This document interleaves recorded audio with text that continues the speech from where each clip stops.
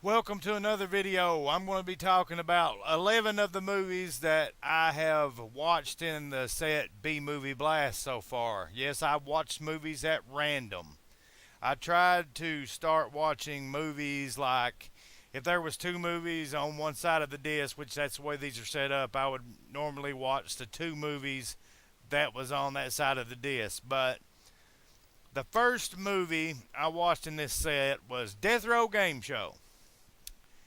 And I must say, Death Row Game Show is an okay movie. It's very funny in spots. It's a black dark comedy. I mean, you got a black guy that goes on a game show, and he's like, I don't know, they hang him and stuff, which is kind of racist. But anyway, then there's a a scene where these three convicts have to pick whether, when the black guy is let out of the cage, if he will have sex with the woman or go for the food, because he's like, there's like this big turkey or something, and he's like not ate nothing but a certain kind of food for like 30 years and not seen a woman for 30 years. So, in an intricate twist, the guy picks up the turkey and starts humping the turkey. Yeah, Death Row Game Show. That's a pretty decent movie in this collection. And then we had the second one I watched was My Mom's Werewolf. That was a movie that was brought out in 1989. It had John Saxon, who played Nancy's dad in Nightmare on Elm Street. And it also had the older girl from Mac and Me. Mac and Me, regardless of what anybody says, is a good movie. Even though it's just a product placement for Coca Cola and McDonald's. They have a dance scene at McDonald's. But anyway, what My Mom's Werewolf is about basically is this mother is like fed up with her husband. So she goes to this guess it's supposed to be a pet store to get the dog Marbo, I believe was his name, a collar. And then she gets seduced by werewolf John Saxon, and then it's got some fairly decent B movie effects in it, and werewolf costumes that look like you could have bought them at the dollar store. I mean, it's not the greatest, but I mean, that's pretty good. Now we get to the third movie I watched, Cave Girl, which is probably my favorite on this set so far. Cave Girl is about this dude named Rex, and he's like pretty much into like prehistoric man and stuff, and then they go on a field trip, and something happens with the government or something, and he's like sent back 25 billion years or something in the past, and meets this cave girl, and he's trying to teach her all this shit, and also he's trying to have sex with her. And there's a scene where he's talking about how this one caveman's got two wives, but he prefers one over the other one because the other one, I don't know. Anyway, she got big titties or something. It shows titties and stuff, and she farts on him. That's what makes this movie so good. You got a farting cave woman. Anyway, then we get to one called Coach. And I can't remember much about this movie. I just watched it, went through the motions. It was fairly fucking boring, if you want my opinion. But apparently, according to the book, this movie came out in 1978, and it was about a young, blonde, and beautiful woman is hired to coach a team of underachieving basketball players, and against all odds, leads them to victory. Leads them to victory, my ass. That movie was boring. Only thing that movie had going for it was Michael Biehn and that the chick was hot. But other than that, the movie itself was boring. Anyway, the coach starts sleeping with the boy or whatever. Then we get to a movie called Jocks. I cannot remember much about this movie at all. That's why I say that basically all I can remember is they decide to go to Las Vegas. They're going on like a soccer. No, they're tennis. It's a tennis team, and they're going to like a big game, and it's got I think it's Richard Roundtree in it playing their coach, and I mean it's not the greatest movie at all. The highlight of the movie is that it had Donald Gibb, who plays Ogre in the Revenge of the Nerds movies in it. That's the only thing it had going for it. Now we get to the next one, which is the sixth movie that I've watched. My Tutor had Matt Lanzani or whatever how you say his name, and if I'm not mistaken, he was in another movie in the 80s that I wish would get an official DVD release. It was called Catch Me If You Can.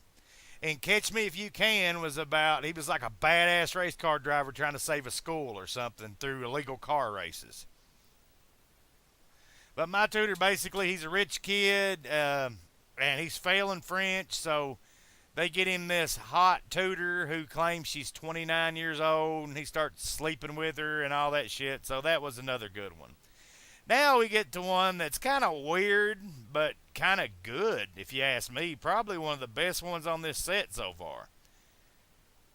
Galaxina, starring the late Dorothy Stranton. And it's like kind of like reminds you of a mix between Spaceballs and Star Wars and all that. Galaxiana is like a android, but she can't be touched.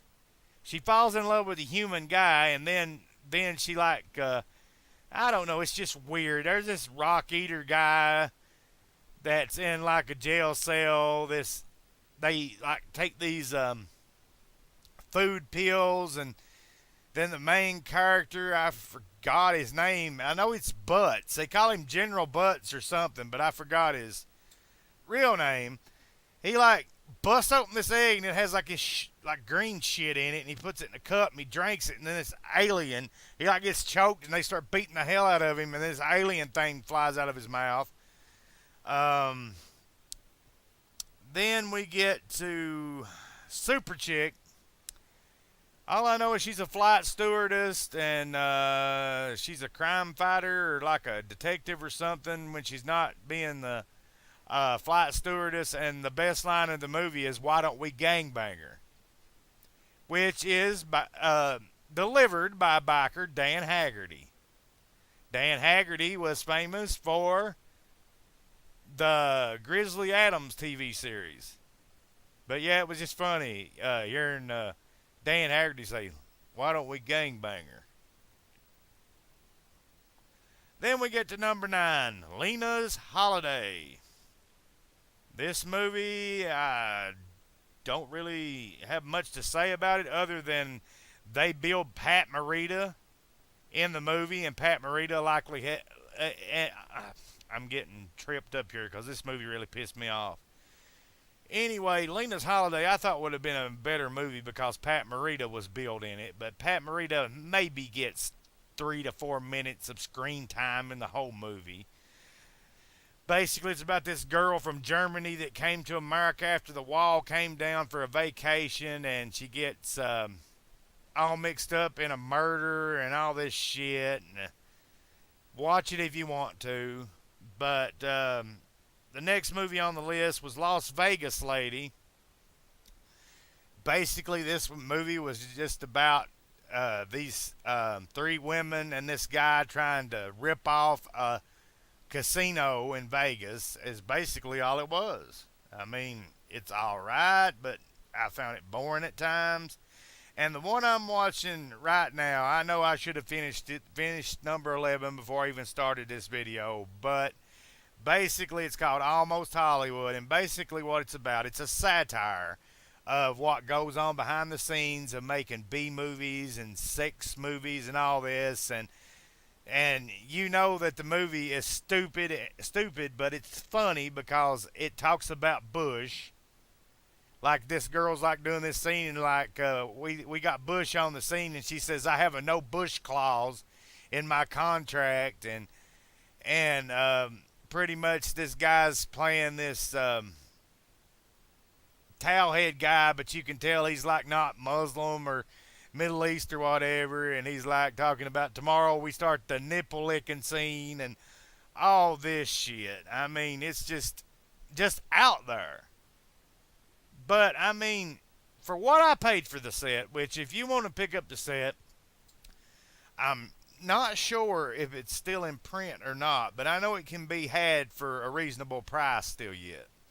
It's like I think I seen it one place for like $10.99, maybe it was eBay or you can get it on Amazon through the resellers for like $9 or something, shipping and handling. But anyway, other than the fact that the movies are not the greatest quality, which you expect that with Mill Creek. But here's the thing I don't understand about Mill Creek. I know you're trying to save money, but why are you compressing two movies on one DVD? The only way that two movies would look good on one DVD is if they were about an hour and 25 minutes apiece or something. Yeah, then the compression wouldn't be so bad. But when you have movies over an hour and a half and compressing them on one DVD, you're going to get some pixelation. And most notable in these movies that I watched, the pixelation was in Jocks really bad during the dance scene. Really bad pixelation. And I forgot to mention about My Tutor is that it also starred Crispin Glover. And like there's a scene where he goes to where they take him to a whorehouse and this woman ties him up and got these leather shit and a whip on him and puts him on this wheel and spins him.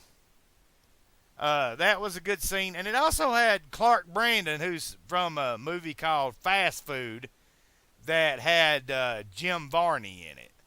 I don't know if anybody remembers Jim Varney or not. Jim Varney was Ernest P. Worrell, camp counselor.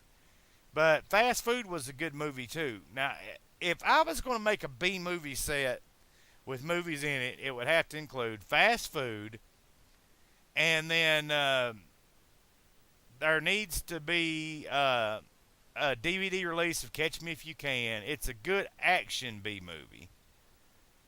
But other than that, I mean, for what I gave for it, I bought it for $2 used. I mean, I can't really fucking complain considering the low price I paid for it. As long as all the discs play right, I'm fine and dandy. But I will have another update video as I watch more of these movies, which who knows when I'll get around to watching all these. But so far, I just figured I'd check in with you all and tell you what I thought about the first 11. But anyway, I hope you enjoy this video. And like I said, if you want to get the set, go out and get it. It can be reasonably had right now for not much money. But until next time, y'all have a good day, good night, whatever.